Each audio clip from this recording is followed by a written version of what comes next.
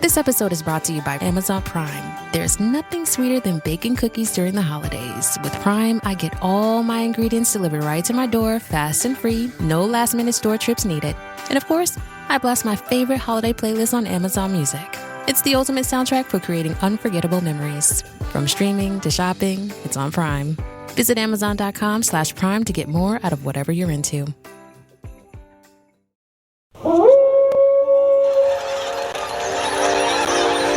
News team, assemble!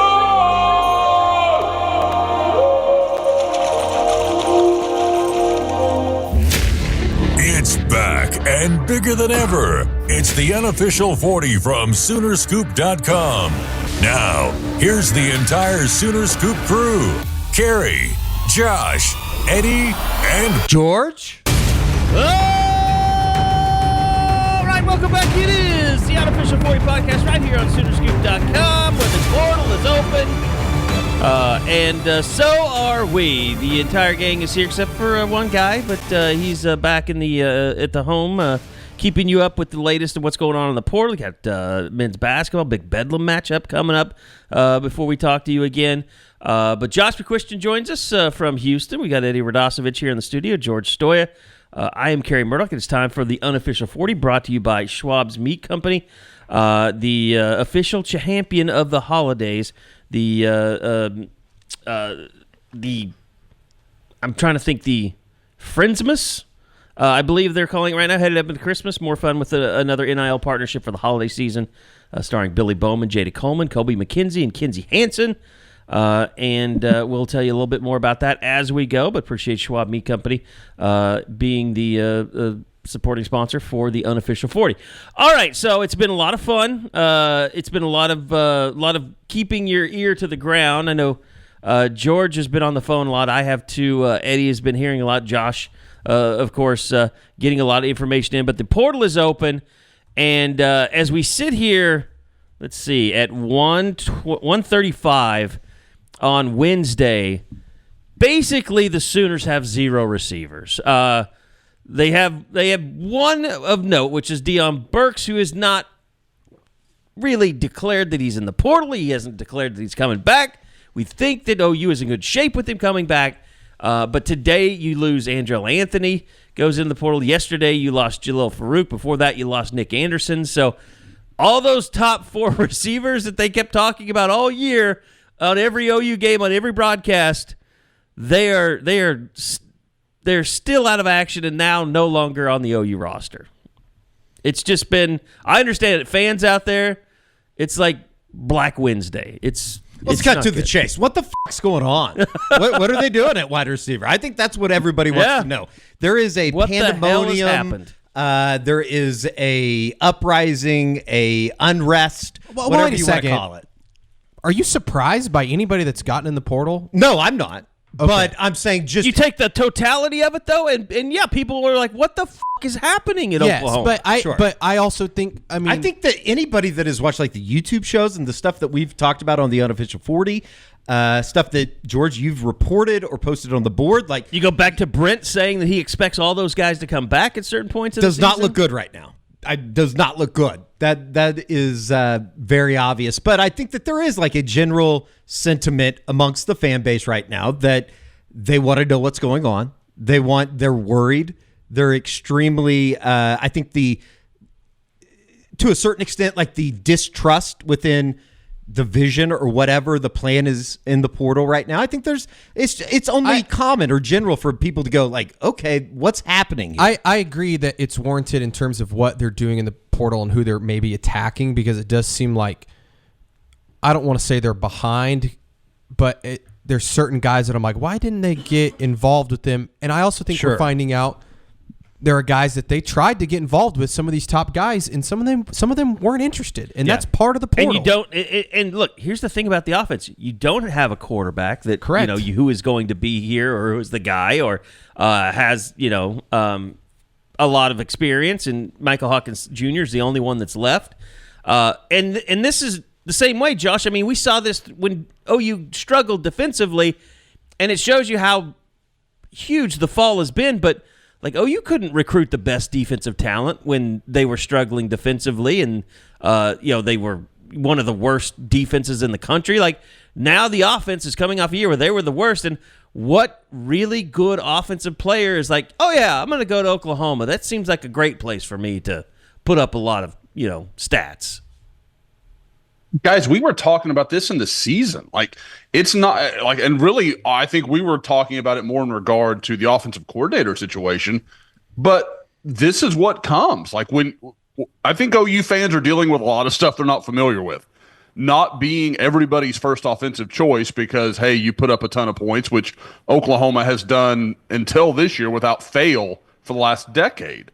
And then on top of that, you've got all the, you've got a lot of schools negative recruiting you, telling, hey, man, if it doesn't work out for you this year, you're going to be right back in the portal because that coaching staff, they're in trouble. They're having to fight that stuff. Like that's just out there right now. So I think it's all very real. And I think there's going to be some losses where Oklahoma fans are like, how did that guy not come? And that's just going to happen.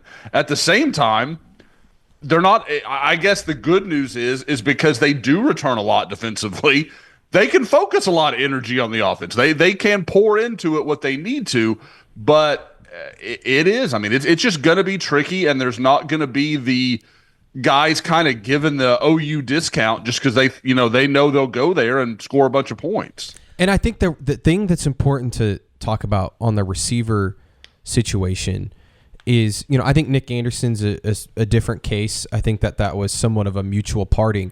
But when you talk about guys like Farooq and Anthony, I think those are two guys that Oklahoma, in a perfect world, would probably like to keep. Like, I think that they're good dudes and they like them and all that, but they had some injury history, and I think that there was a situation where they probably came to Oklahoma and said, hey, we'd like to maybe get paid more or whatever it is. And Oklahoma is looking at this as, what have you done for me lately?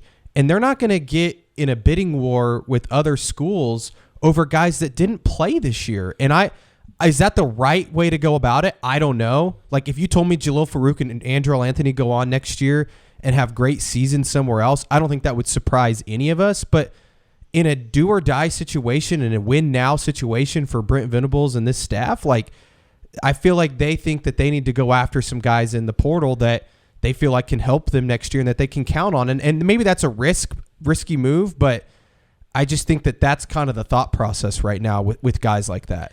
Here's the thing, and I would love to see the numbers. Like, I would love to know what is it that the offer was out there for Jalil Farooq that OU wasn't going to match, and we're not going to get that. But I can understand because the fans are going to be wanting to know the same thing. And it comes down to, are you being cheap? And like, it's one of those things that's hard for fans to kind of get past. And I get it. Like, you want to know, what aren't you paying these guys to keep them? Like, when it comes down to nut cutting time and they said, I need this, and you say, no, we're not paying it, I feel like you're being cheap. But at the same time, you do have to realize, I mean, we saw some of the numbers. They've been floating around out there, $14 million. Between $14 and $15 million that OU spent, and we've all heard that number.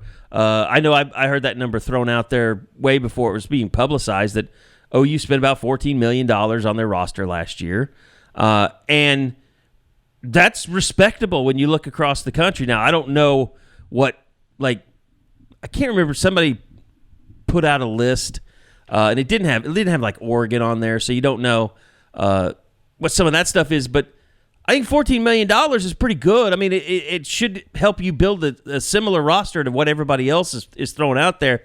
So I get the fans; they want to see OU go after every big name in the portal, but you can't have 10 guys that are all above $500,000 on your roster.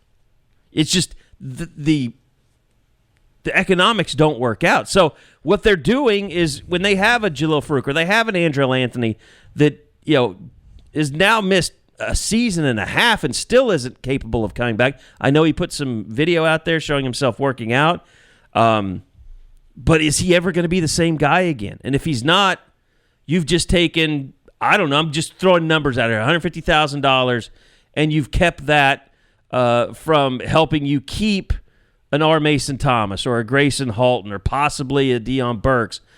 It's just like you have to be responsible with your budget. And people say, well, he's just being cheap. They should go out and spend all this money. And other people are like, well, they need a salary cap. They do have a salary cap. It's called what your big money donors are willing to dump into your program. That's the salary cap. Everybody is under a salary cap.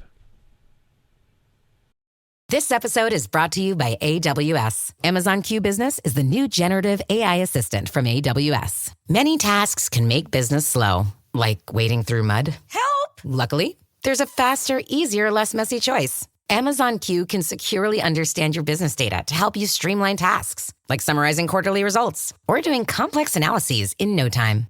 Q got this. Learn what Amazon Q Business can do for you at aws.com/learn more. Yeah. Look at Missouri. I mean, would you say that they're dumping Williams Nwaneri because they don't want to pay what they promised to pay him because he wasn't? Yeah, I don't know if he wasn't as productive I think as they expected. Maybe it was a situation where Missouri was like, hey, we're not going to pay you more money. I also think Williams Nwaneri was just like, I'm going to go somewhere that's going to play me. But and rightfully so, Missouri didn't play him. Like, I don't think he was ready. We all knew he was kind of a project. I don't really know what happened there. But I do think one thing we should also say is that OU has focused a lot of attention this past week now really trying to keep their guys too. Like their main key guys. Kerry, I know you kind of reported on that on the board about R. Mason Thomas and Deion Burks. Feels like Oklahoma feels really good about keeping those two guys, and they've been working really hard to put together deals to keep them to stay. And I think we can add one more to that list, can't we? That's key on defense, on the defensive line. Oh, yeah. Grayson Halton, I get the sense that he's definitely going to – well, it feels like he's going to be back. I'm not going to sit here and just say definitely on anybody because you just don't know in today's world. I mean, it seems like every 5 minutes there's new information on every single player. Or there's new tampering. That's the thing. Like we had some people on the board that were like, well, look at Brent a few weeks ago saying all 5 guys wanted to come back. And I know we've kind of already talked about that, but that's just the reality. You can't speak with certainty on anything in the portal. I was talking to somebody yesterday about some of these receiver visitors, and it was just like, we'll see. Like, because there's no certainty. They can feel great about it, but then 5 minutes later, another collective calls and has a bigger offer, and then you're right back to where you started. I mean, it's just kind of the way this is right now. Life right now is tough, man. This shit sucks. It's tough on the fans. It's tough on us. It's tough on the coaches. I mean, it's hard to keep up with, too. I mean, I know our thread on the board is just bananas right now, but shout out to those guys. That thread is amazing. 956,000 views. It's up to 229 pages, 226 on the pages count. But like, I'm looking at just the Crimson Corner right now, and just knowing exactly what the fans are going through. Just go through the threads. Still think players were not sitting out to transfer. Yeah, I mean, I see how I would, if I were a fan, I was like, yeah, those guys, bunch of bums. They were sitting out. They weren't playing on purpose. They could have played. But I don't think they could. I think that's just anger. Yes, it's just anger. And I understand where it's coming from, but let's also just remember that every single one of them attempted at some point during the season to play, and then they just got re-injured. Like that. It's not like. Did they quit after the season? Yeah, they're all getting in the portal, but they all did try to play at one point. I mean, the thread of this, guys, the title of this thread, the guy who said we got angry BMDs, big money donors, and I open it up, and the first question is, WTF happened to the donations? It's like, the donations didn't dry up. It's not like they don't have money. They've been, like you said, they've been securing their key guys on defense and offense that they can. They're out there spending money. The money has not dried up. It's just not unlimited. It's just not. And everybody else has money too. Like, that goes forgotten. Like, it's not like OU is alone. There are lots of other big programs that have money to spend too. Guys, do you ever, obviously we all have teams we're fans of, for me, Arsenal, the Thunder, Colts, whatever. do you ever sit back and think, like, the things that I believe about those teams that I don't have any insight into, I don't know anything behind the scenes, but there are things that I vehemently believe. And then, like, I sit back and I'm like, I'm like one of the guys on our board. Like, and I may be right, I may be wrong, I don't know. But, like, I will go to my grave believing this thing in spite of people that I know more than I do telling me otherwise.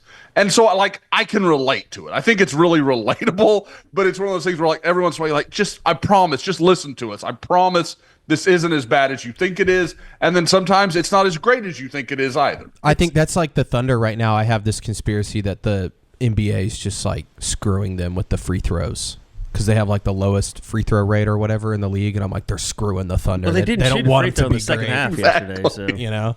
It's all conspiracy. That might be fact, though. Yeah, I think that might be a fact. That might be a fact. No, hey, shout out to the Mavs fans listening. I have the same problem with the Cubs, but I think that there is some truth to that as well. That they're basically run by a bunch of scumbags. Luigi went after the wrong millionaire, and I will say there's a lot of people. Thanks, Eddie. There's a lot of people involved in what's going on at Oklahoma right now. You've got. Obviously, Curtis Lofton, Chuck Lilly, this front office that they've built, even Rosenberg from the Eagles that they've brought in, Randall Stevenson now from AT&T, who's like restructuring everything. So, it's tough. I think OU's also keeping a lot of stuff close to the vest in terms of what they're doing in the portal. But, gosh, it would be really nice if they could just land someone in the portal in the next few days and just calm some people down. Here's the thing, too, though, and this is bad for Oklahoma, but you talk about setting up, a front office and all this stuff. The things that you value in college are not that different than what you value in the NFL. It's quarterbacks, number one. It's pass rushers, edge rushers. It's defensive tackles. But, like, some wide receivers, I mean, they're higher than running backs, but that's not the glamour position that you're spending all the money on. I mean, if you get a good guy, you're going to pay him, and we saw a lot of that in CeeDee Lamb, in the preseason. Brandon Ayuk, that was a kind of a holdout that was happening. You see receivers having to hold out more than the NFL to get really good contracts. But the other problem, Kerry, is that receiver maybe not like a top. There's a lot of guys you can go out and get at receiver, sure. If you got an offensive line and a quarterback. I also think, sure, but I also think a lot of receivers have the attitude if they think they're worth a lot more than they really are. Well, I think that's a problem. That's one thing when I've been talking to people, George, the one thing that keeps coming back and the frustration level of all of this with the people who are negotiating this is every single player thinks that they're worth a lot more than they actually are. Because there's not a market out there that they can compare this to. It's all there's no, like I've been talking to Gabe Eichert about this. I was like, this is the worst professional sports league that's ever been developed. Like in terms of just managing it, this is the worst. College football is a professional sports league, and the financial management of it is completely fucked up because no one knows what their market value really truly is. It's just a bunch of big money donors like, we have to go get this guy, pay whatever you have to get. Yeah, I think the players definitely have overvalued themselves to a certain extent, but I also think that they have people in their ear that are telling them, get in the portal. We're going to get all this money that, some will and some probably deserve, but there's a lot of people that are just kind of walking around with their hand out. And, maybe they will end up getting a good deal. Or maybe they'll get screwed.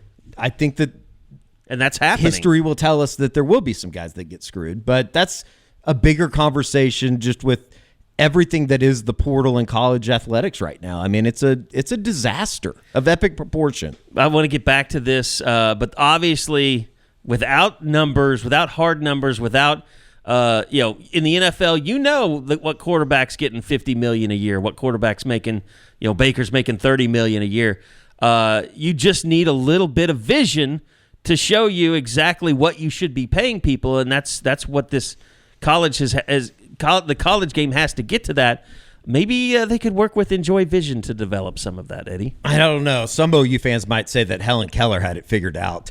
It is the holiday season, though, and our good friends over at Enjoy Vision, they're giving $600 off LASIK. All you got to do is go to enjoyvision.com. That is letter NJOY vision.com. Save $600 on LASIK. Schedule a free consultation today. Very seemingly easy process. Walk in with terrible vision. You wake up the next day and you basically have perfect vision, and you can be a little bit closer to me. This is a Merry savings from me and Enjoy Vision. So once again, all you got to do is schedule a free LASIK consultation. Go to enjoyvision.com. Save $600 off. Happy Merry savings from me and Enjoy Vision. All right, so George, I think there's something interesting we were talking about the other day.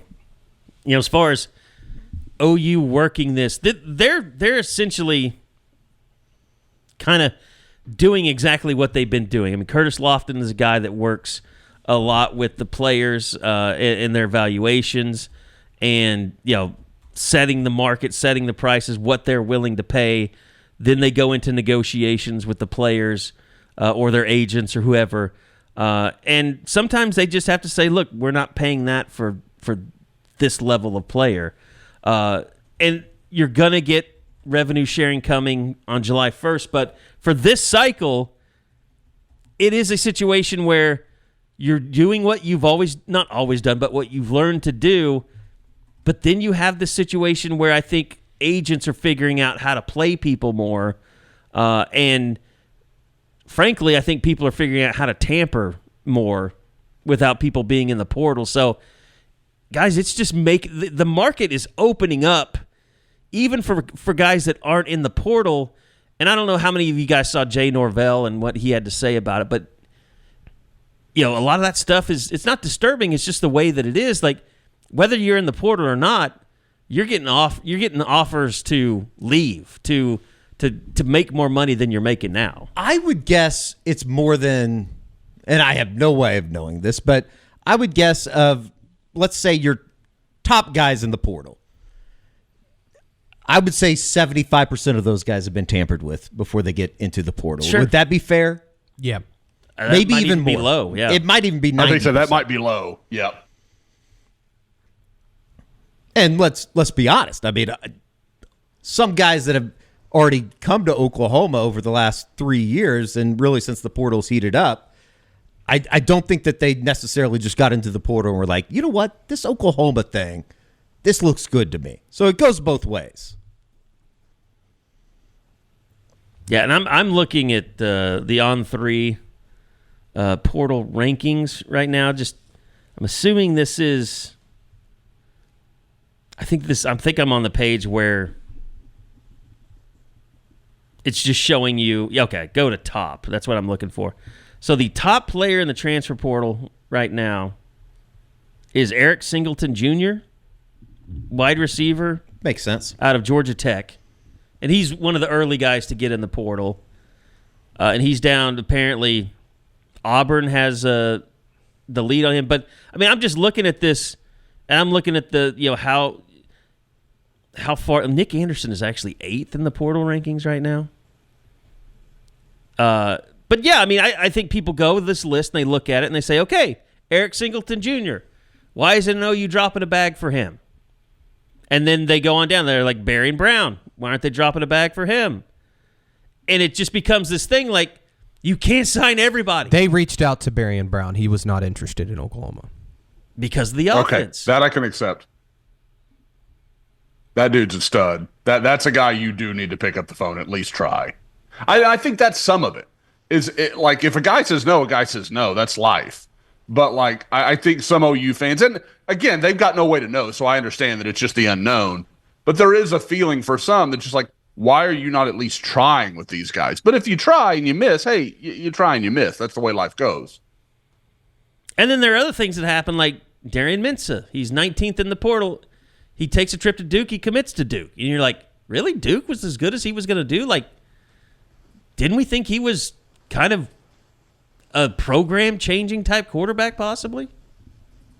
Like, I would think that says more than Duke. But I also say, or understand, a lot of quarterbacks are slotted. I mean, like what's going on at Mississippi State is really fascinating right now. Yeah, I don't know what they're doing, especially at quarterback. I mean, it would appear we know exactly what they're doing, but I agree with you. Well, I thought Van Buren was always going to be like a roadblock, but he enters his name into the portal on Tuesday night, and it's all of a sudden, come on down, Jackson Arnold. It's crazy. Well, but then Blake Shapen says he's coming back.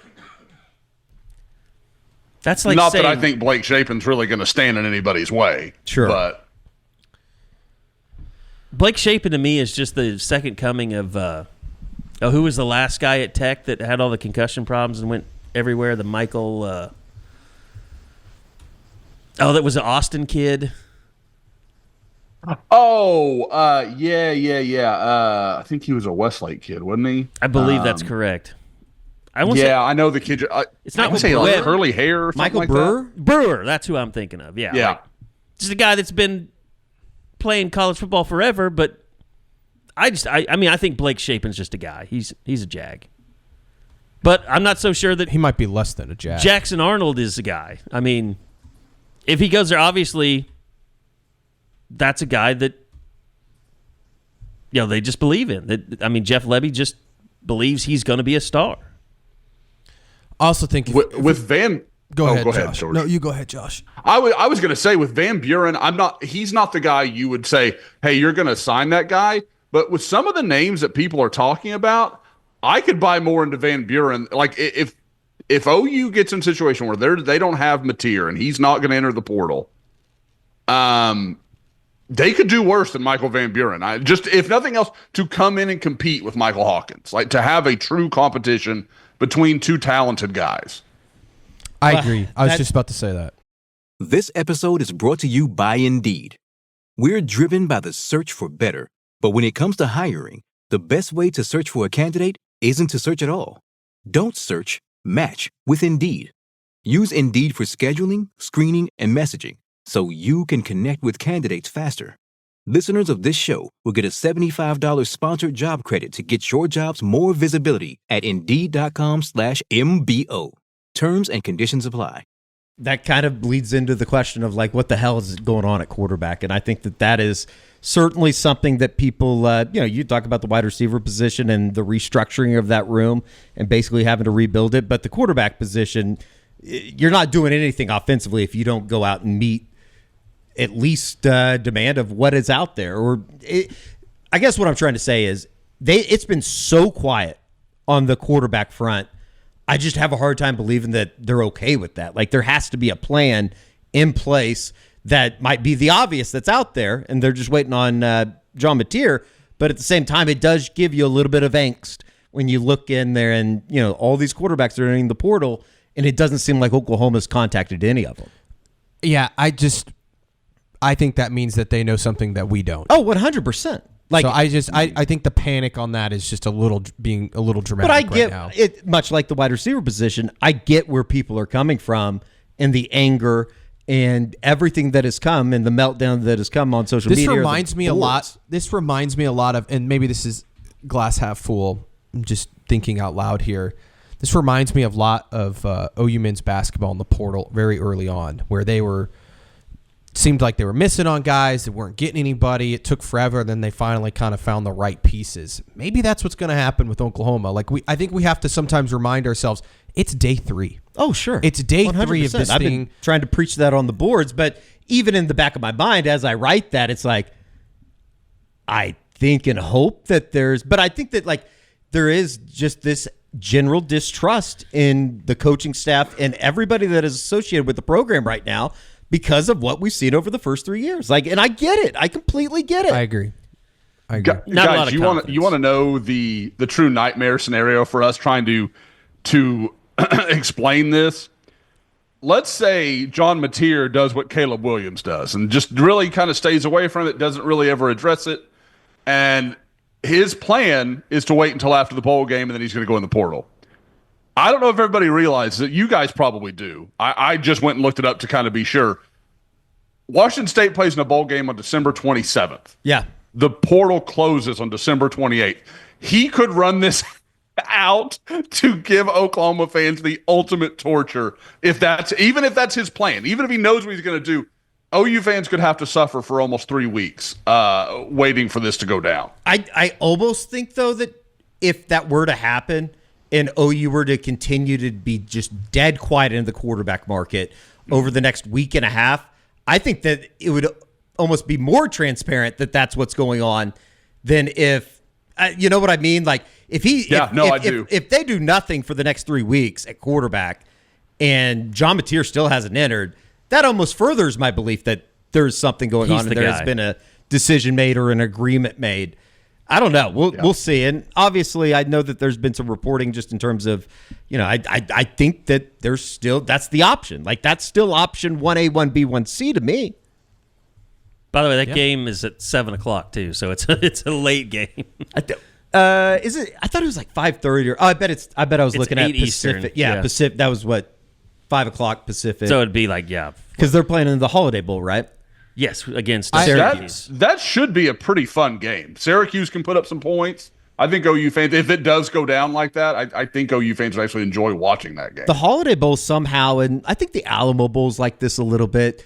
It still has like that old school bowl feel. They've always had good games at those two locations. I liked covering the Holiday Even when Bowl. the teams are in chaos. A couple years ago when Oregon and Oklahoma both had new head coaches. Sure. That was still a pretty fun game to watch. Yeah, I'm not worried about John Mateer just yet. I'm not hitting that panic button. Sure. Well, they need to get some sense, receivers. I mean, it's a mistake if, they are not able to get any receivers and he doesn't commit to OU until and they after do the have 28th. they have Reggie. And by the way, here's the thing.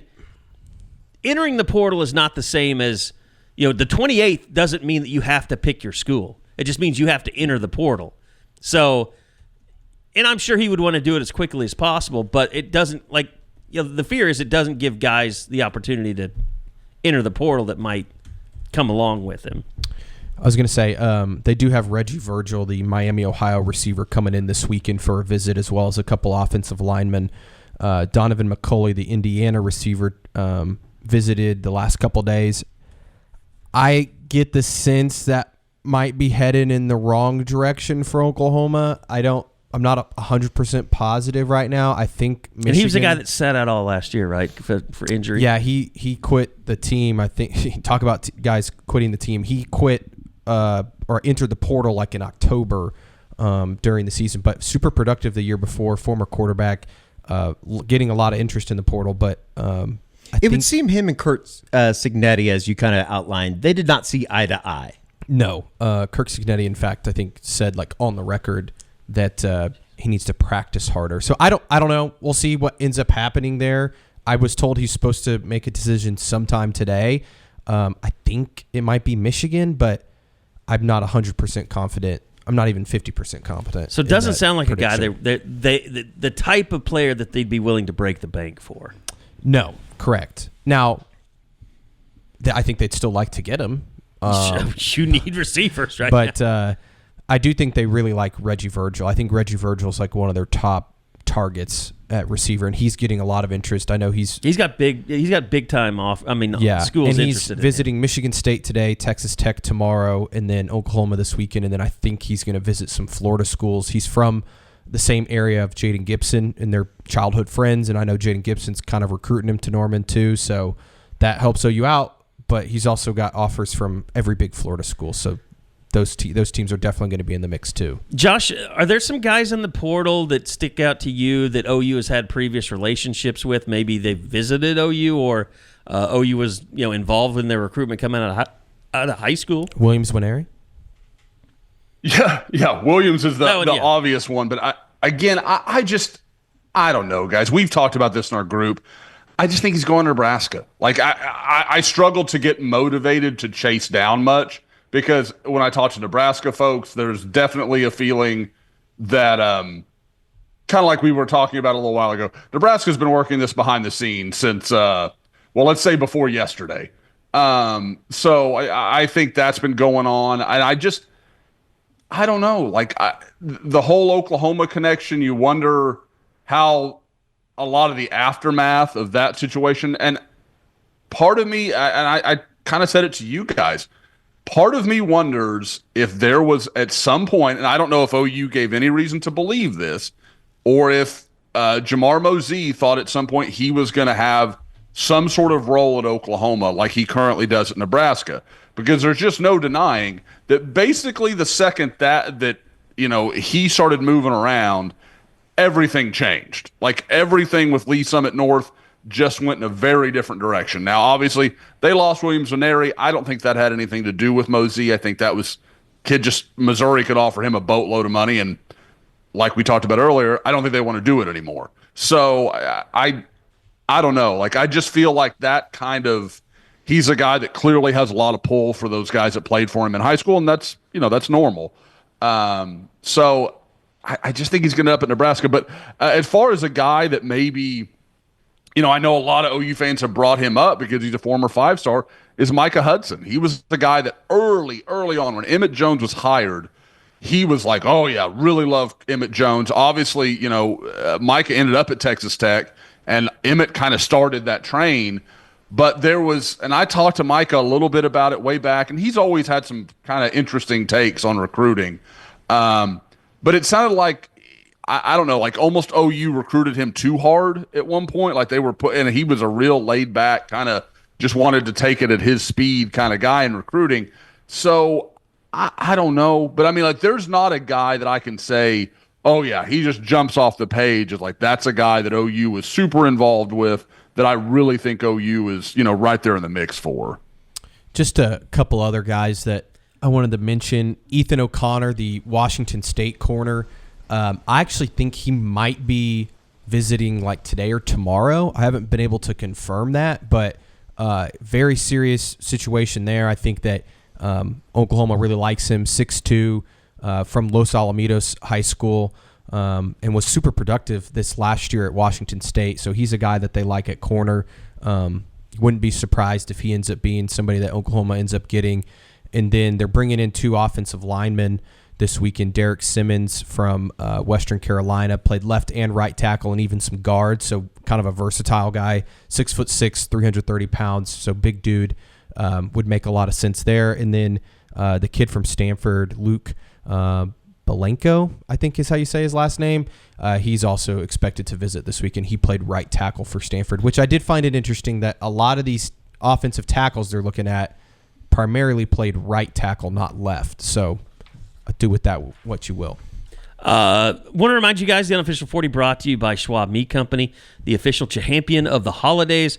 They are making Friendsmas more fun with another NIL partnership for the holiday season. They've been smoking the highest quality turkeys and hams for your special holiday meals since 1912. So make your Friendsmas meal easy this year by ordering your holiday turkeys and hams online at schwabmeat.com.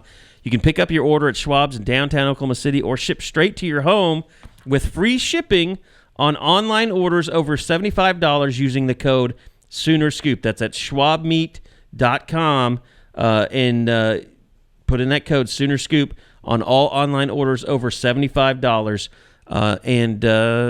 Happy Friendsmas to everybody out there as well. Let's listen in on Friendsgiving dinner. They're playing the Schwab NIL game. Meet, image, likeness. Kinsey, go. Billy Bowman, ham. Billy Bo Ham Man. Kobe McKenzie, turkey. Kobe Turk. Yeah. McKenzie. Jada Coleman, ham. Jada Cole, ham man. Kinsey Hansen, Turk Inzi Hammondson. Turk Inzi Hammondson, 2 meats. Turkey Inzi Hammondson, MVP of the meal. Schwab meats, turkeys, and champions of the holidays. And again, that's promo code SoonerScoop. Online orders at schwabmeat.com. Over $75 will get you free shipping for your smoked turkey and hams for the holiday season. Okay, I think so. Basically, George, that's like 3 guys that you listed there that are imminent to be either visiting. They are. I believe all 3 of those guys are visiting, unless something changes in the next 24 to 48 hours. And still kind of waiting to see what's going on with the Rice offensive tackle. He's getting a lot of attention, by the way. And he is shooting up, everybody's list. And I have not heard back about his short list meeting that he had, but he was going to start setting up visits. So we'll have hopefully more information on that soon. But my biggest question at offensive tackle is just like, what's the pecking order? Because I don't think they're looking to take like a bunch of. I wouldn't even be shocked if they just take like one offensive tackle, maybe two, depending on Jake Taylor and Jacob Sexton's futures. But like I don't know what there's like 5 guys that they're kind of interested in. Isaiah World from Nevada is another one they're very interested in, and then Xavier Chaplin. I know from Virginia Tech, he's considered maybe the best left tackle in the portal. I know he's getting a lot of attention. I know OU's interested in him too. I just don't know what who's their number one target, and who's, somebody that they're like, we like him, but I don't know if we take him,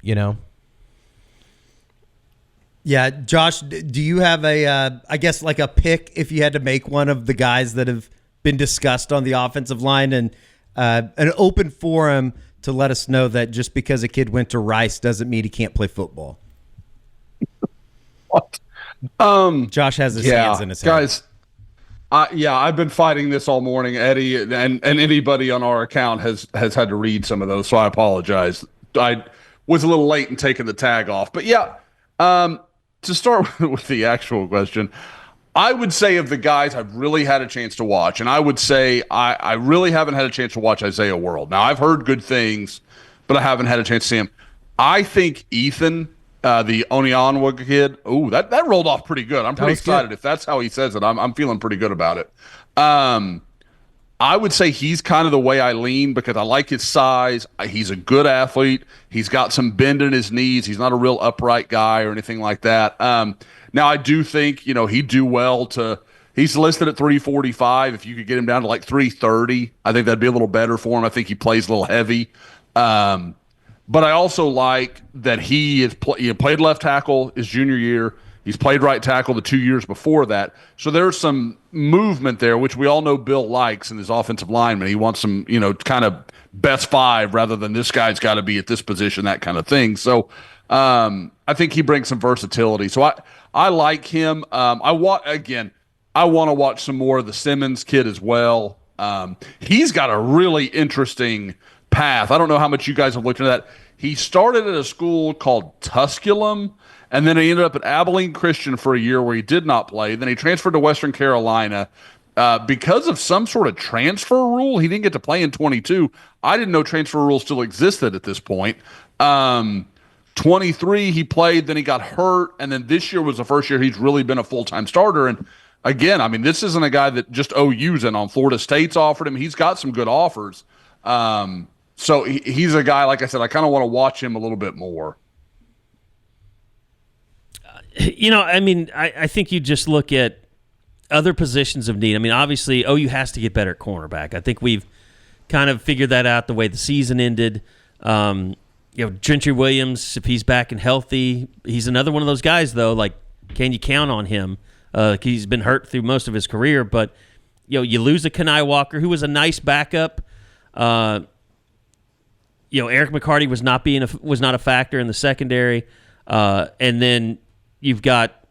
I'm trying to think. Jaden Rowe was not a factor. He's in the portal, probably persuaded to be that way. Then Makari Vickers was a guy that at times looked like he was coming on, and then he got in some trouble last year and never. And I think he went through some injuries and never really became a factor. So you're not really, other than Kenai Walker, you're not really losing, key depth, but you still need to add to it.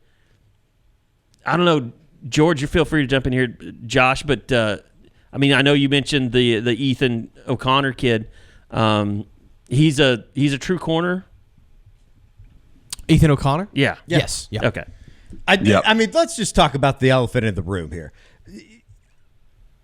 I'll make a blanket statement for all 4 of us. I have no idea what they're doing at tight end.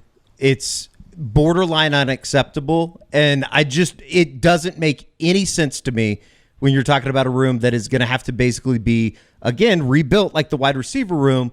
I can understand the wide receiver room. I don't understand anything that they're doing at tight end. I think it's very explainable. It certainly feels like maybe Joe Jon Finley's foot is out the door.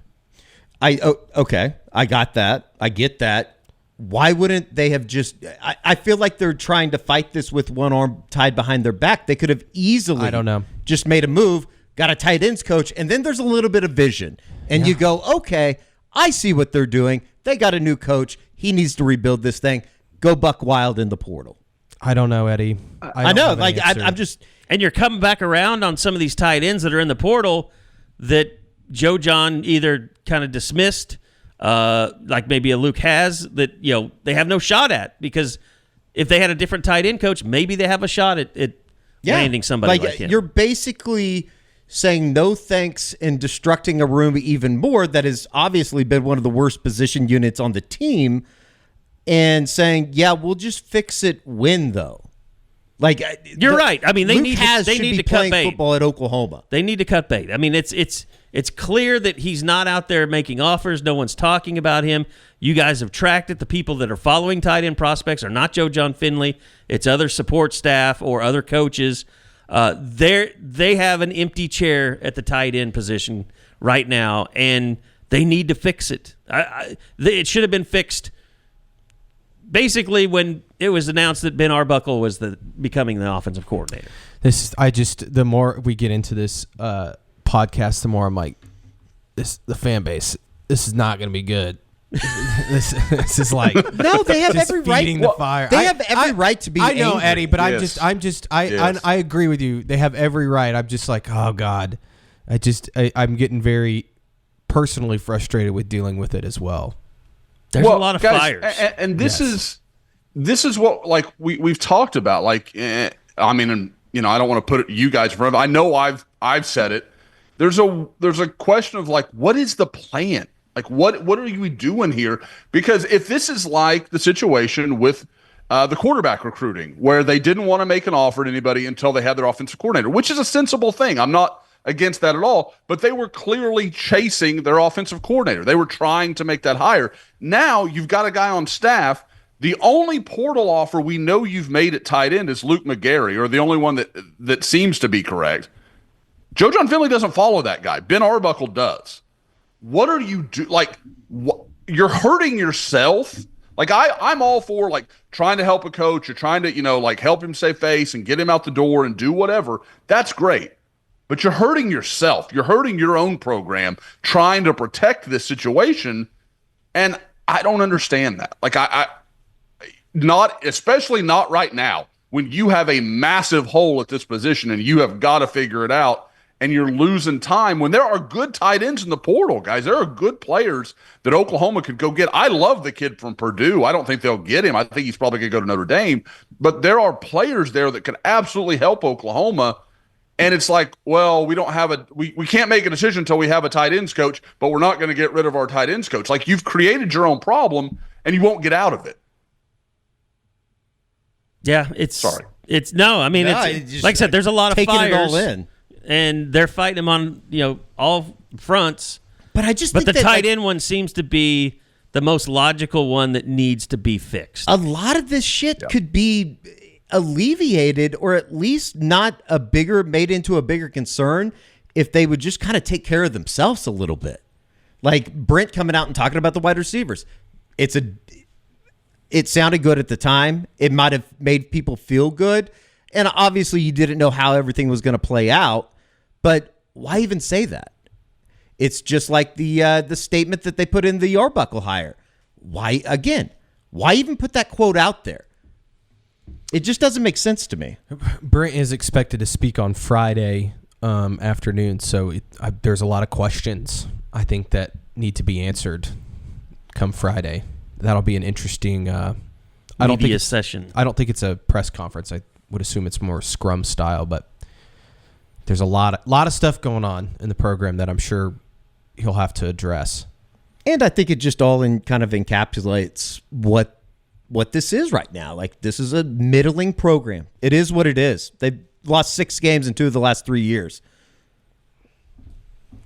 Well, and the thing is, Brent's got to fix it if he wants to save his job. And right now, jury's out. And I think that's why it's so, like, to a certain extent, we can get into my jury time later. That's why I think it's just so like everybody's kind of on edge, at least on social media and the message boards, because it feels like at a time where urgency you couldn't have enough urgency. It feels like there's no urgency, which I understand the opposite side of that. It's like, don't act like don't act like you need urgency, because then that'll freak everybody out. It's doing the exact opposite, in my opinion. Well, it begs the question, like, are the money guys behind Brent? Like, are they? That doesn't appear like they're out there making any splash moves to try and bring in this guy or that guy. And like we said, maybe you can't with the offense in the position that it's in right now. You might not be able to get a single skill talent guy when you don't have a quarterback announced, even though that might be being worked behind the scene. You might just be in an impossible situation here, and you just have to get bodies at certain positions. But like you said, the tight end shouldn't be in an impossible situation, though. I don't understand that. Like the offense stinks. Yeah, you got a brand new coordinator who's 29. You don't have a quarterback. You do have a tight ends coach. You have a shaky offensive line. I mean, what prospect looks at that and says, "Oh yeah, even though I'm going to get a bunch of money, I'm going to have a lot of success too." And that's the thing. Like, it's just, to me, it goes to kind of what we saw with Michael Fasusi. Could he have gotten more money out there? Yeah, but he was sold on the overall program over 2 years or more that OU was the place, and he fell in love with OU more than he fell in love with where can I go to make the most money.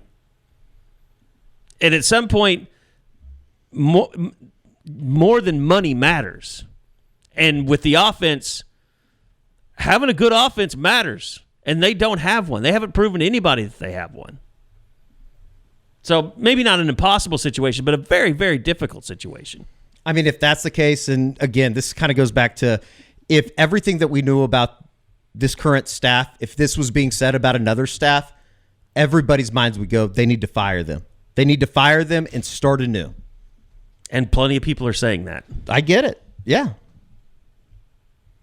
It just seems like they go out of their way to create problems for themselves, and only further, I guess, kind of enhances the idea that everything is just disorganized behind the scenes. They do nothing to help themselves with that regard. Maybe it's just me. I think any and all criticisms should be and are on the table. But then again, see what happens. I mean, regardless of what happens with McCulley kid today, I mean, he's got some issues. I mean, but, you know, you get the Virgil guy. I'm just not going to freak out. Then maybe something happens. I think a lot of what Eddie is saying is true, and I have the same feelings in a lot of the same way, but I also just think I want to see how things play out. I think it's too early to believe me, like they're not firing anybody, right? Like this is going to be Brent Venables is running the program in 2025. There's nothing you can do than try to make it better. And I believe that he's trying to do that, but from the outside looking in, it just looks like everything's in disarray. And and we also don't know if that's true or not. No, sure. It looks like it. And like you said, they're not doing anything to make you think otherwise, right? 100%. And that's frustrating. But like to say we know what every single thing that's going on behind the scenes, I think is also just not true. We don't know every little thing that's going on. I don't know. There has to be some sort of plan. We just don't know it, right? Yeah. Well, I would say this, George, like when we make phone calls and we talk to people, we feel like they are working hard to put things together. And I'll tell you too, talking to I've talked to a lot of agents over the last week now with this portal stuff, and 90% of them give very glowing reviews of how OU is running their operation in terms of contracts, communication, interest level in things like that. So like they have a pretty good reputation. Of the 10% that kind of go the opposite way, how much of that 10% would be people that don't end up signing guys with Oklahoma and they're just jaded by the experience? I don't know if I really understand what do you mean? I don't think agents get jaded because their client doesn't go somewhere. Most of the complaints are more so like, well, they didn't, maybe they didn't want to pay as much. Like, Sure. I think one thing that we've definitely learned with Oklahoma is they're willing to pay, but only for guys that they really, really like. Like, it's not, but there's some guys that maybe they should go ahead and overpay for just to get them.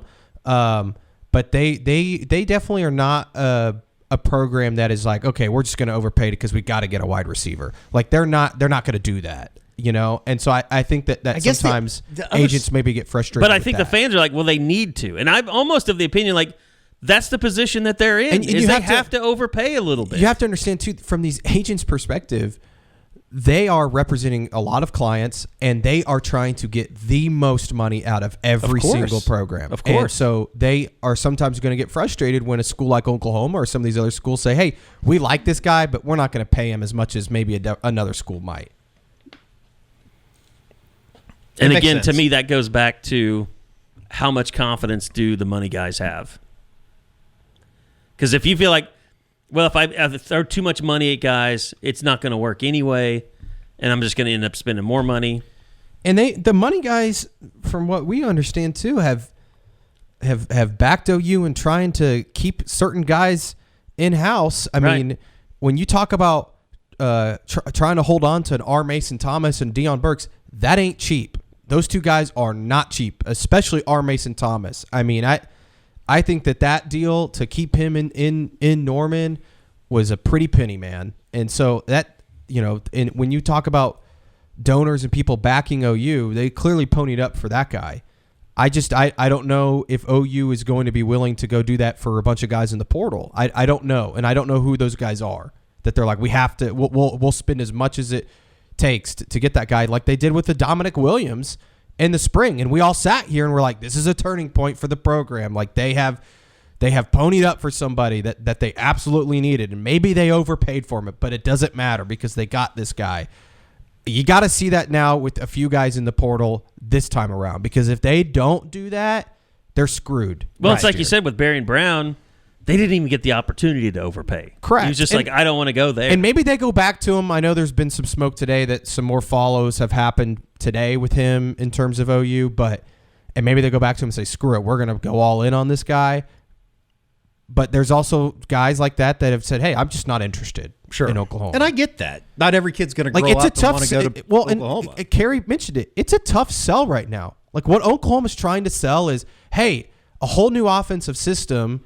We were just terrible a year ago. We don't know who the quarterback's going to be. The offensive line gave up, however many sacks it was. All the receivers quit. All the receivers are gone. There's a whole question about the medical staff going on online, whether that's valid or not.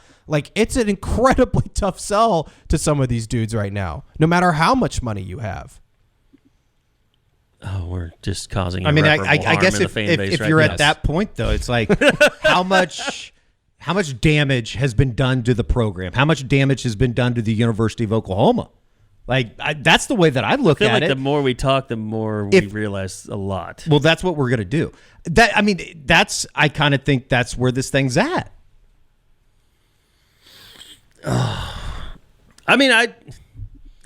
Every day I wake up and I say, today's not going to be a good day.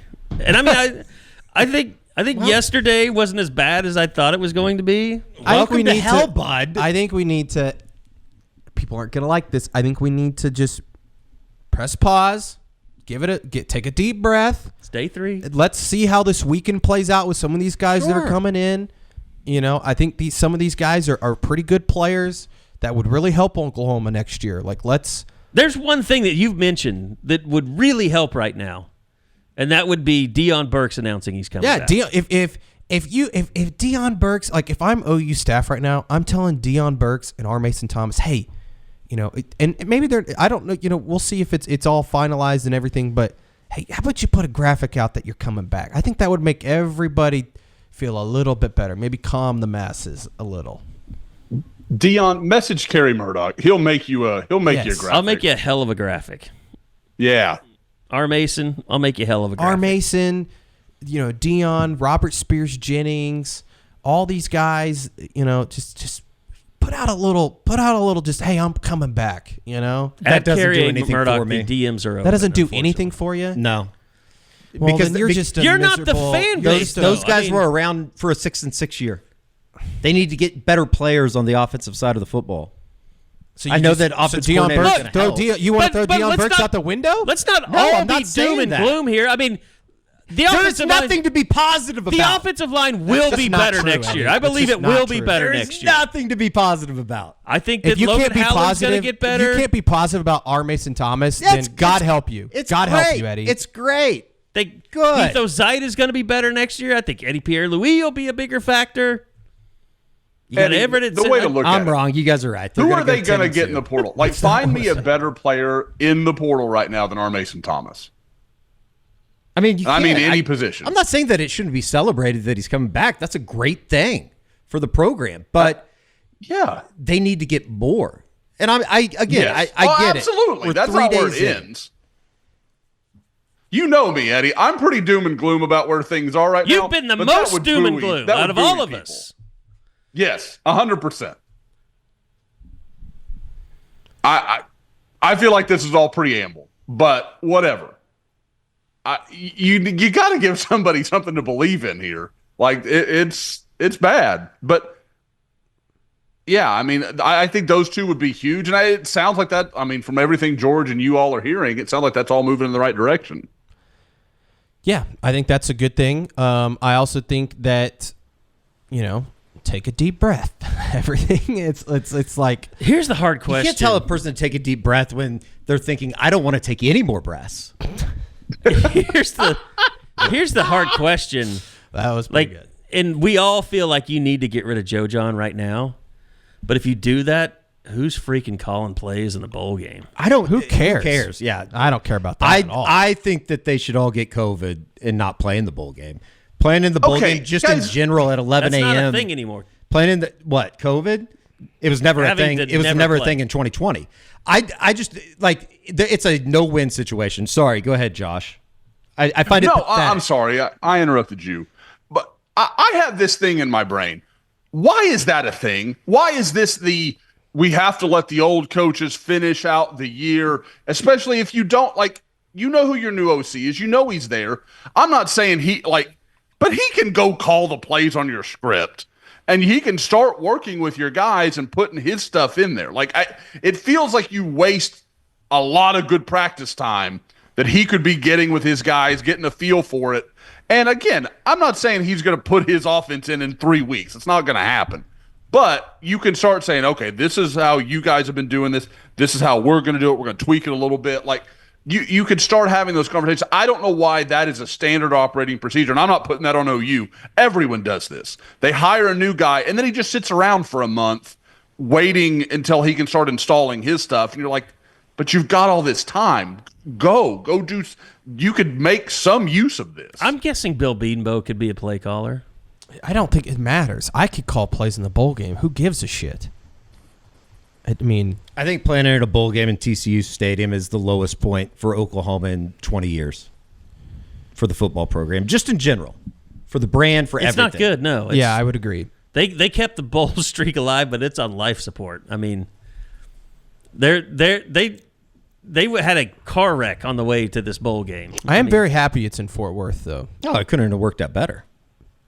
I got a wedding down in the DFW area that weekend. It's going to be great. But yeah, the bowl game, I think oftentimes in bowl games, you look at the who gives a shit meter, and the who gives a shit meter will certainly be there for Navy. I have no idea what to expect from Oklahoma. You know who's already a bad product. You know whose give a shit meter is at the lowest on this podcast right now? We're staring at him, Josh McQuistion. He's watching soccer. I guarantee it. Oh, that Arsenal just scored Champions League. We're very, very happy about that moment. But yeah, no, I'm in, but I definitely am checking it and just saw it set up. So yeah. You guys saw me at my fanboy lowest. I'm just I'm kind of happy that Eddie is upset today. He hasn't just given up. He still has some he's fire given in his up. belly. I think he's given up. It's just sad. I think it's sad. You're too emotional, Eddie. Not emotional. It's just sad. I think you're emotional. You two are funny because you feed off each other. I'm holding the program to a higher standard than you guys. like- You guys are fine with 6 and 6. That's fine. Nobody's fine with 6 and 6. I'm just giving Eddie. you shit. This is like Nobody is fine with it. two felons calling the other one a felon. I mean, you've been as emotional as anybody, George, at times. 100%. Yeah, but I get more emotional about when people are in my mentions just constantly calling me a dumbass, more so than like what the actual state of the program is. I'm trying to be That's patient. where we've got to drop your give a f***. You've got to drop that lower. Yeah, I know. I got to stop listening to the trolls. They don't think that you're a real person. You can't think that. Yeah, they're how a about real me person. getting? How about I get impersonated this week by some guy? The amount of people, my own girlfriend asked if that was me that reported that. My mom did too. Yeah, no. Well, you got that was before I saw it. You got Tattoo Baker out there just trolling everyone with all of his stuff, and then that comes along, and that seems harmless and innocent. Well, and I report the account too, and thinking that they would like suspend that account. It just now on every post that guy makes, it just says underneath it that this is a troll account, and I'm just like, this is not good enough. Suspend this man or woman. Good luck with Elon. Maybe George, it's my girlfriend. Telling people that you've reported it, I guarantee there's like 4 more tomorrow. Oh, I know. They're coming. You can't feed the trolls. I thought it was funny personally. Yeah, absolutely. Like that's a sign of you coming up in the world, George. Maybe you can take somebody people to court, impersonating, and then Eddie can be on the jury. I did serve in jury selection over the last 2 days. It was a very eye-opening experience. I enjoyed the people that I met through that, but my God, I did not want to be on that case. It was insane. I've never been through jury selection, but it sounded like a soul-crushing case. Yeah, it was a terrible case, an awful case. I got sent over to the juvenile courts, and it was just I did not want to be. I would be uncomfortable in some of the decisions that they're going to have to make. Basically, the state kind of taking away children from parents that obviously have their own fair share of problems. But like the whole process, like the jury selection process, it was incredible. Like the questions that were being asked, how intrusive they were to people, and just kind of their history, and then these people announcing the things that they've experienced in their lives in front of basically strangers that you just got lumped into in the morning. It was crazy. I've lived a very sheltered, privileged life, and I said that. That in court. I did jury duty once, and like mine was like it was like a bottling distributor here in Houston against a guy that I thought it was a bull, like kind of lawsuit trying to get a little money out of him.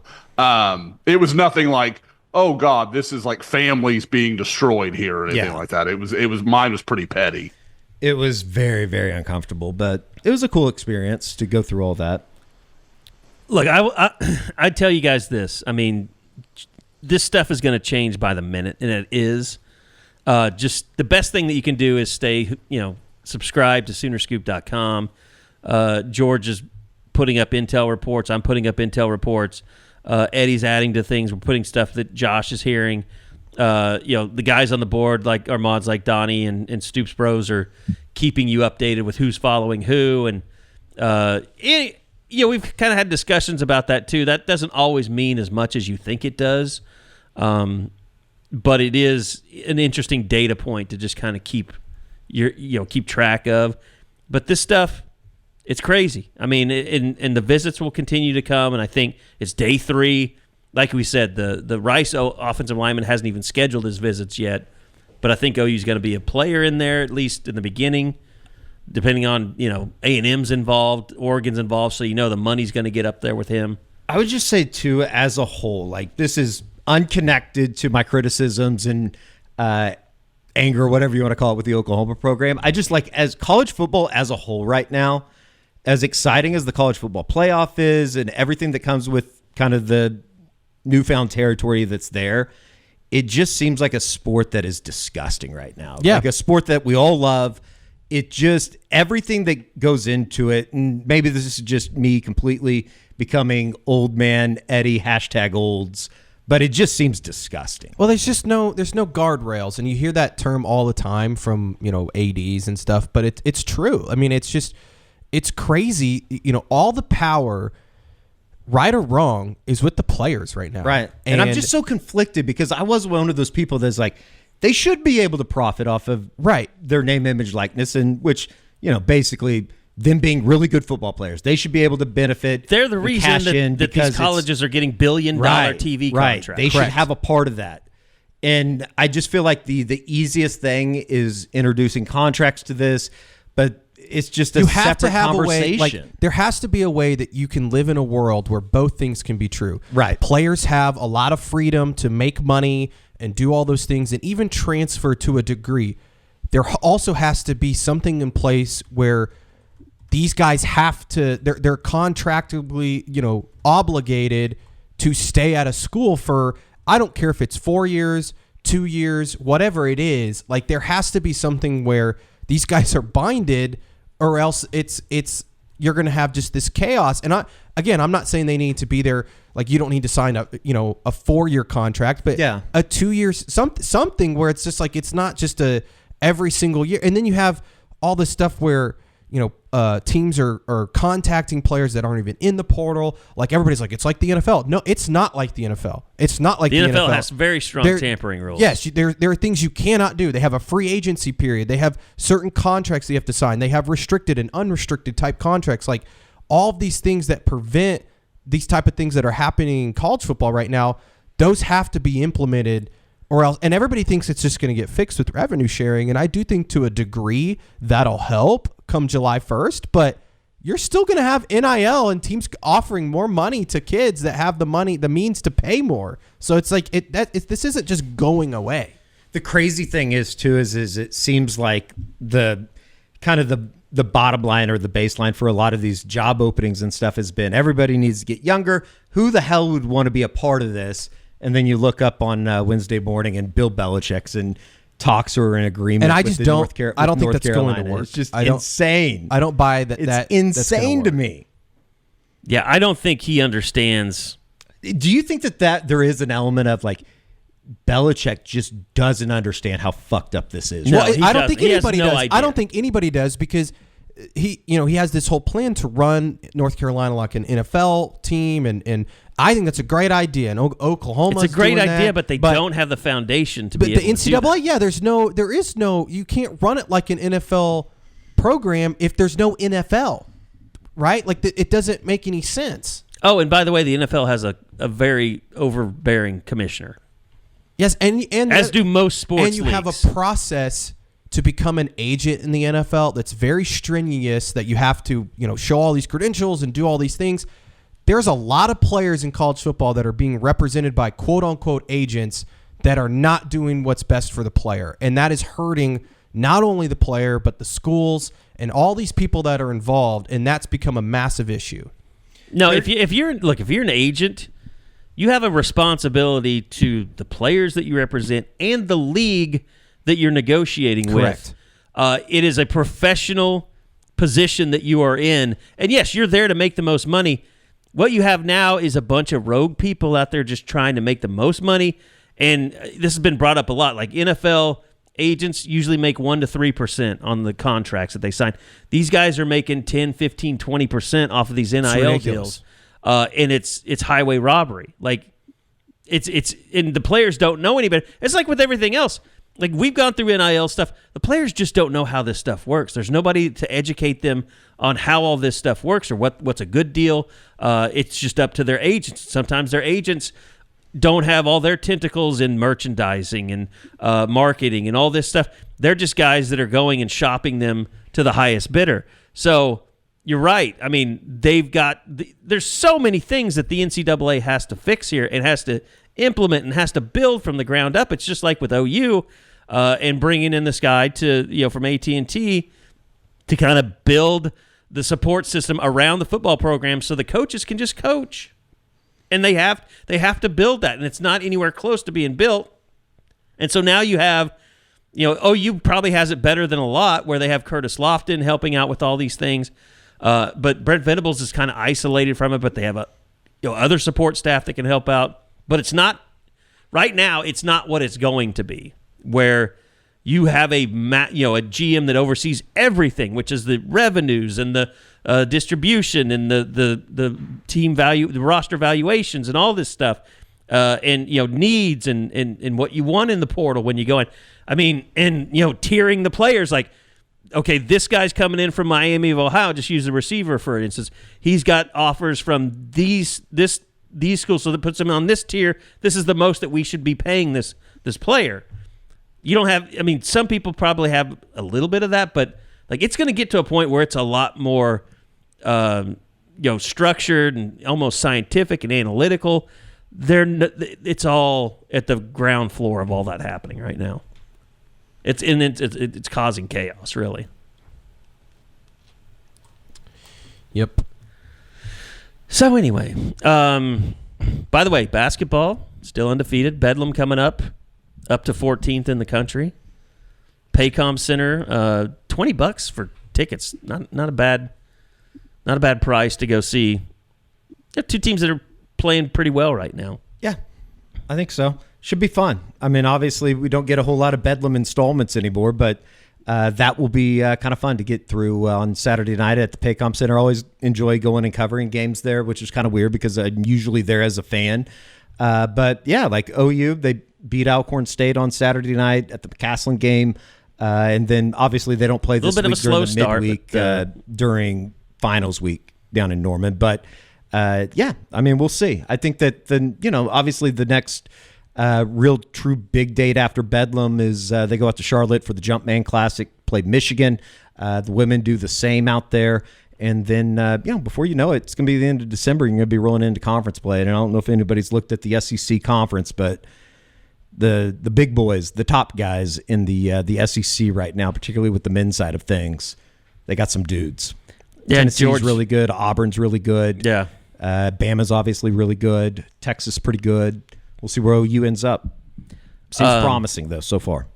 And George, I know kind of same with women finals going on, so it's kind of slowed down a little bit. But the win against Louisville was that was amazing. Awesome. That was crazy. That was a crazy comeback. Crazy. You left we were here and then we all left. Third quarter, and by the time I got home, it was like, holy shit, they're going to win this game. I gave up, and I was in the other room working. I didn't put it on the screen there because it was like, they're not playing well. And then you started hitting the war room, and I was like, holy shit, I think they're just a team that they're going to have lulls where they really don't play well, and then because they love to shoot the three ball, and they'll go through periods where they're just not hitting anything, and then they'll just all of a sudden score like 15 straight points. Pretty cool for Peyton Verhulst, too, to go back to Louisville, awesome. And she was really good down the stretch for them to win that game. But they don't really play anybody of note until I think Eddie and I were looking January 2nd. They play Texas. I don't know what the women's side on the or the Michigan side for the women is, but the men's side's decent. Dusty May's done a good job up there. They suffered their first loss on Tuesday night against Arkansas. Arkansas came back in the second half, kind of blew them out of the water. So it should still be a good matchup for the Jumpman Classic in Charlotte. And then we'll start really kind of focusing in on conference play and everything that comes with that. I know we're going to do a hoops report for the YouTube viewers at some point before Saturday. I'm pretty sure Thursday. We're not going to talk to Porter and the players until Friday. Yeah. Friday will be a busy day around here on Soonerscoop.com and then obviously on the YouTube page with talking to players with the football side of things and Brent Venables. All right. Last thing I wanted to hit on, because it is just day 3, but we've talked a lot about the running back position and who could end up in the portal there. It does seem like the more we talk to people, like the chances of DeMarco staying here are increasing. But at the same time, Taylor Tatum obviously had a year that was frustrating for him with all the fumbles. I know, Eddie, you've talked a lot about his baseball career too. Yeah, they're excited about him over at Eldell. Is that the one position that we're really kind of keeping an eye on to see whether it be a Sawchuck or... I mean to me, Javonte Barnes has been so locked in with OU. Yeah, we're keeping an eye on all the positions. I think the running back room largely depends on what DeMarco ends up doing. Like, sure. I think all those guys like DeMarco, and so if he were to jump to go somewhere else, you wonder who might jump in. I think Javonte would obviously be a candidate just because he is very, very close with DeMarco. He's been very public about that. Sawchuk, I have no idea. It would make a lot of sense if he wanted a fresh start. I haven't heard anything on him. I think OU is doing, just like some of those other guys, they're doing a good job of trying to retain a guy like Xavier Robinson, Taylor Tatum as well. I think that they really like those two guys in their future. But again, I think it's kind of a wait and see at that position. They haven't shown really any interest in any running backs in the portal so far. So that would indicate to me that they feel like most of these guys are coming back. So it's kind of a wait and see at this point. It's just like tight end. Bauer Sharp jumped in, but I think we all thought, a Caden Helms or Cade McIntyre would jump in at some point, but I don't know. I think that they're probably sitting there wondering what's going on at that position. Or if they would have been maybe processed a little bit. Right. Hate the word, but it's all very fluid right now. It is. It's very fluid, and I think that like the tight end thing is just baffling to me because it does feel like everybody's just kind of waiting to see when if Joe Jon leaves or when he's going to leave, and it's just I don't think anybody really knows the answer. Is Heisman this Sunday? Saturday night. Four of them invited. Yeah, Travis Hunter. Yeah, and congratulations to Dylan Gabriel, obviously finishing off the Big Ten championship. That was a fun game on Saturday night. Oh, yeah. But, yeah, I think I would probably vote for Travis Hunter. I know Ashton Genty's had an unbelievable year. I know Cam Ward's had an unbelievable year as well as Dylan, but it's pretty uncommon what Travis Hunter was able to do this season. I'm just looking at this now from PFF. 118 snaps per game average. I think the most amazing stat that was put out there on Travis Hunter is I think he scored a touchdown on every sixth touch this year or something offensively. It's crazy. Which is just nuts. Been fun. We've never seen anything like that. I mean, I would put him number one, but I don't have a vote, so never will. Anyway, I don't want to vote. Yeah, it's kind of stupid. Anyway, any thoughts on just the playoffs in general? I think the system's stupid, but that's just me. I know that I might be in the minority on that, but I just think that the way that the seeding works is kind of stupid. I understand you want to reward the teams that the 5-12 doesn't play the one. Right. Why are we not just giving the four best teams that we think are the four best teams the buys? It just doesn't make sense to me in my head. There's going to be changes. I think that by 2026 you're going to 16 teams, and hopefully everything would be alleviated with a bigger number there. But the idea that Oregon is somewhat quote unquote punished and having to play the winner of Ohio State and Tennessee is just insane to me. It's just wild. And I think everybody should have a first round home game. I think that should be a thing. Yeah, I think so too. And I think if you got the 16 teams, you would get that. It doesn't I like Boise State. I think it's a great story. They're a lot of fun.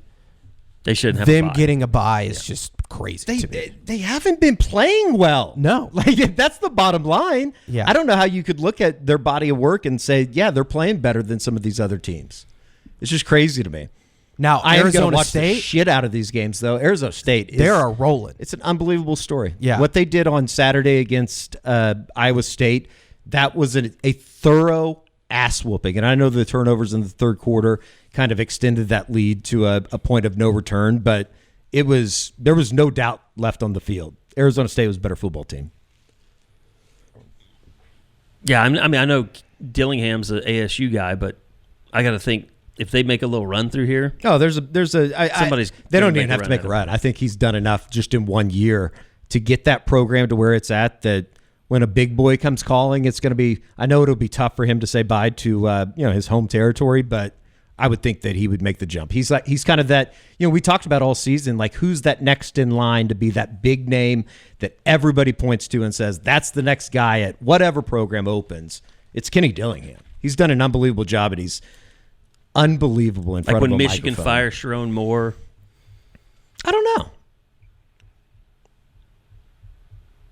I could see that being the next big kind of blue blood that comes open. Michigan? Yeah. Why? I kind of agree with Carey.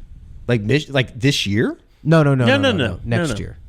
I mean, if things don't go right here, there's going to be a job opening here. Yeah, but I think Michigan. Yeah, we all know that. But I'm just saying, I kind of agree that. If they don't beat Ohio State, which Ohio State just shits down their leg in that game. Yeah, like I don't think it's crazy. I guess it's just surprising to think like he's only been there a year. I know, but I think there's a lot of people. But he was kind of a de facto hire. Yeah, I also don't love the Chip Lindsey hire at offensive coordinator. Well, there's one thing that we are certain of with Michigan, and we'll get a front row view of it when they come to Norman next year. But they got plenty of money. Money ain't a problem right now for the folks in Ann Arbor. Speaking of Michigan, the Donovan McCulley situation, he is expected to announce today. And like I said, I'm kind of thinking it's going to be Michigan, but I don't know for sure. He should be announcing sometime today. So if he picked OU, wouldn't shock me. If he picked Michigan, it wouldn't shock me. Either way, we'll see him in a game next year. Yeah, sounds like it. Unless there's some third team that I've not been informed of. But I will say that I just was informed that he has yet to make a decision just yet. But All right. Should today. Well, that's going to do it. Keep in tune with everything that we got going on at the website, Soonerscoop.com. You want to be a subscriber right now more than any other time of the year with all this stuff going down. We will continue throughout the days to tell you the latest on what's going on with the portal, offers, decisions, all of that stuff, possible coaching changes, all that. And also check out our YouTube page. Just go to youtube.com/Soonerscoop and all the best OU content that you're going to find. And appreciate everybody taking part in that. The portal reports we've been doing been getting a lot of views. So thanks to all of you for being a part of that. And also thanks to Schwab Meat Company, the presenting sponsor of the Unofficial 40. So that'll do it for this week. We'll see you back here again next week for another edition of the Unofficial 40 podcast right here from Soonerscoop.com.